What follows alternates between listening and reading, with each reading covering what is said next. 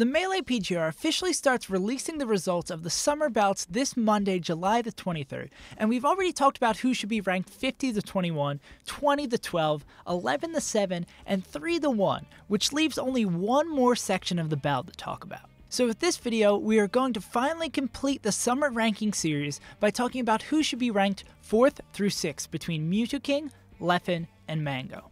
Let's get right into it and take a look at their placings at the 4 events that at least 2 of these players attended so far this year. And although there's not many tournaments on this chart, there are a few pieces of information we can glean from it. First off, we can see just how much of a bane Hungrybox has been to Leffen's existence, as he has taken a set off him at every single one of these events. Mewtwo's first place stands out too, as he's the only player on this list to have won a major event so far this year, although Leffen has won smaller events like Valhalla and Flatiron. And lastly, Mango's pair of recent 7th placings that both include a loss to Zane do not create a positive trend for him moving into the second half of the year. And while on the topic of bad losses, let's actually look at which non-top 6 players each of these 3 have dropped a set to this year. Leffen is the most consistent of the bunch in this regard by only dropping 1 set to Axe at Flatiron 3 in the first set of Grand Finals. The 2 players have only met in bracket at this event so far this year, with Leffen winning both of the other sets 3-0 and 3-2. Next up we have Mewtwo, who is the only player to have lost to multiple non-top 6 players so far this year. His loss against Lucky has marked the first time he has dropped a set to him since 2011 in Genesis 2 pools according to Tafo stats. His loss to Amsa still isn't great for his record,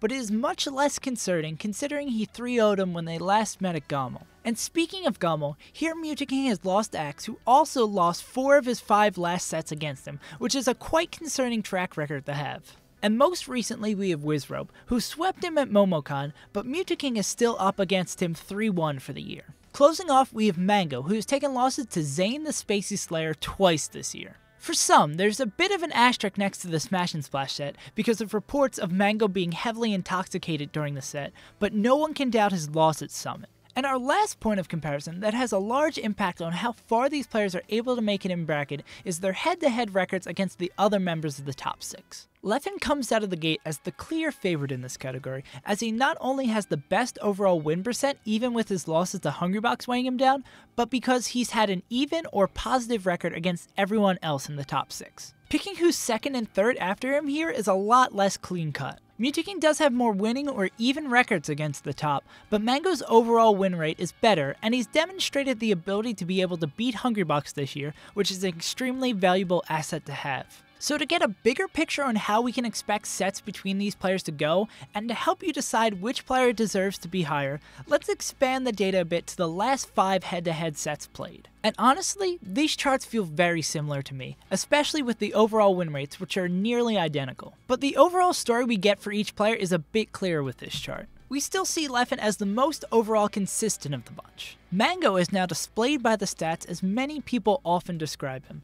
On a good day, he's pretty much able to beat anyone, but he inconsistently reaches those peaks. And again, Mewtwo shown to be treading the line somewhere between inconsistency and consistency with everyone besides Hungrybox and Plump, who he just can't seem to beat. So then with all of this in mind, how should we rank the bottom 3 members of the top 6? Should Leffen, the most consistent of the bunch, who just can't seem to push past his puffball demon, claim the 4th spot? Or should it be Mewtwo, the Summit champion who boasts the greatest peaks but lacks the consistency against players outside the top 6, who claims the spot? Or even Mango, one of the greatest players of all time whose relative inactivity and unpredictability makes it so hard to pin down exactly how he's going to perform at any event, be placed above the rest? Well, the final choice is up to you, but to see who the bouters decided to give these spots, check the 10-to-1 portion of the Melee PGR Summer Ranking that will be released to the public on August 2nd. And that about does it for this video. If you're interested in the other videos I put out detailing the hottest discussions during this ranking period,